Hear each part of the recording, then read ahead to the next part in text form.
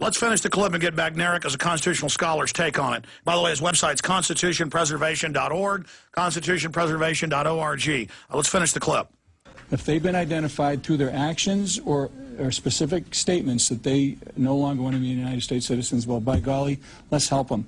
The bill would update a little-known World War II-era law still on the books, allowing the Secretary of State to revoke citizenship of Americans supporting foreign armies or states. Authors say their goal is not only to strip Americans like Adam Gadot of legal rights as U.S. citizens, but to thwart an al-Qaeda strategy to train Americans with U.S. passports. Recruit American citizens who can train overseas and then use their American passports to re-enter our country for the purpose of planning and carrying out. If they knew they were a terrorist, you'd just arrest them. I mean, this is insane. Again, and what does Kagan say? It's your free speech. They want to arrest you. We have the Homeland Security MIAC reports. It's for veterans, returning veterans, gun owners. Continue. Attacks against us. Senator Joe Lieberman insists the bill is constitutional. Some legal experts disagree and call it dangerous.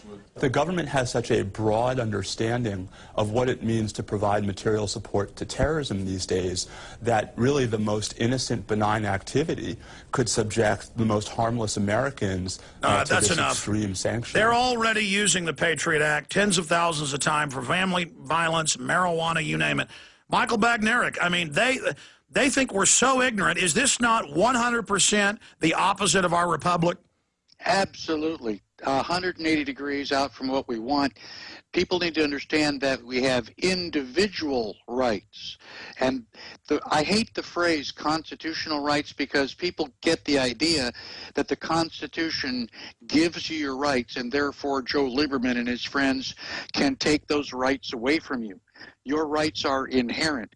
You had the right to life before they signed the Declaration of Independence.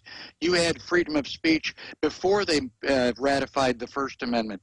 And by God, you have a right to defend your life whether or not anybody in Washington, D.C. reads and understands the Second Amendment. Your rights are inherent. They cannot be taken away from you.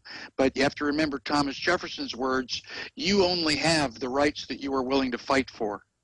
Well, let me add to that. Republicans supported the Patriot Act, even though Section 802 says it's for citizens. Now, we receive from law enforcement, it's been big national news for a year and a half, the government documents that this is really for us. Now, Homeland Security admits American citizens are the main terrorists they want to get. People that want to end the Fed, we're terrorists. Ron Paul's bad. We're all, you know, Oath Keepers are seditious. That's Mother Jones. Arrest us all. So now a lot of conservative groups, you know, have got the headline, Hillary can revoke your citizenship, and that's what they can do if they get this through. I mean, this is for us. Understand that Adam Gadot's a CIA operative just to cut out a Goldstein to scare you. I had another question for you. It came in on an email ticket for Michael Badnarik. It says the 14th Amendment creates a second form of government, citizen, and turns us into federal citizens. If we do not correct our status back to the state nationals, we consent to be under the jurisdiction of the usurper, federal private government. Ask how he expects us to ignore the fact. So that's a question for you. I don't think you are ignoring this, but comment on it. No, I'm not ignoring it. And I actually mentioned this. I go over it during my Constitution class. But you have to understand that the government lies, cheats, steals, and murders. They are not. They are ignoring the Constitution, which is the supreme law of the land. Sending them a certified letter is not going to change the way that they interact with you. I mean, you may be correct. I mean, legally and technically, you may be correct, but the government is going to come and put a bag over your head and whisk you away anyway.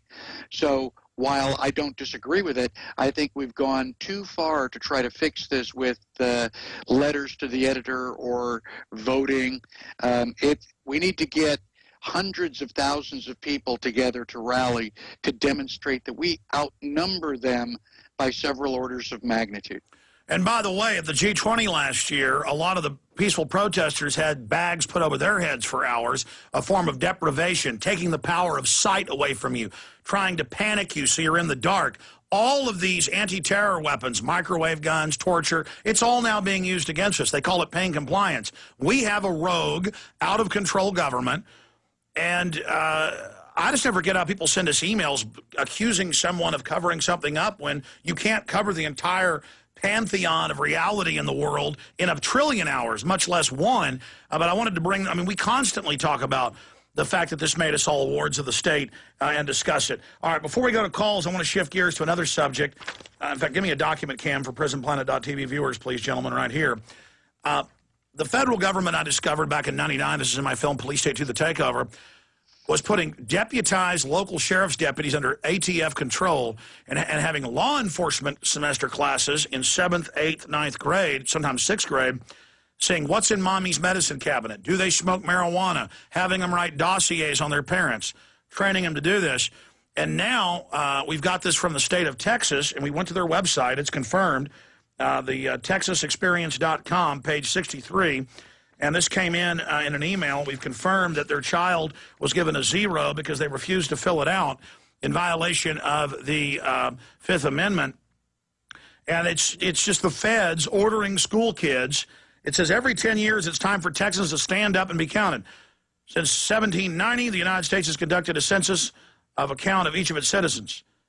Practice filling out the census form. It says name, place of birth, current address, does your family own or rent where you live, how long have you lived in Texas, how many people are in your family, how many females, how many males, what are their ages, how many rooms are in your house. That's for CPS to see if there's too many people. Oh, we live in an apartment. Oh, you're at risk. Boom. Well, and I've seen them take babies from people that are poor, just for being poor. How is your home heated? Oh, you don't. How many cars does your family own? How many telephones in your home? Is your home a farm? And, you know, this is just incredible. And it even says, sounds pretty nosy, doesn't it? But a census is very important.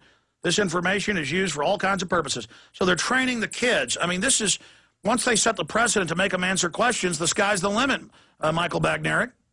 Oh, absolutely. Absolutely. The census is incredibly invasive, and people need to overcome their nervousness.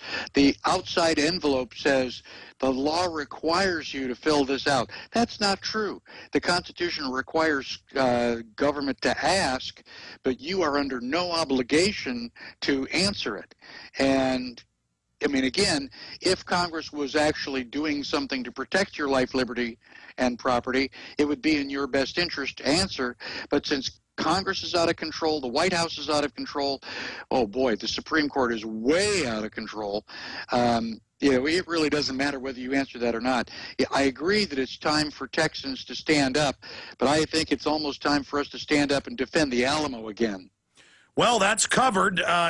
In fact, Rob Dew is making a new trailer for Don't Tread on Me with just the clip of Badnarik talking about the line in sand. See if he can grab that, and if we can premiere that in the last segment.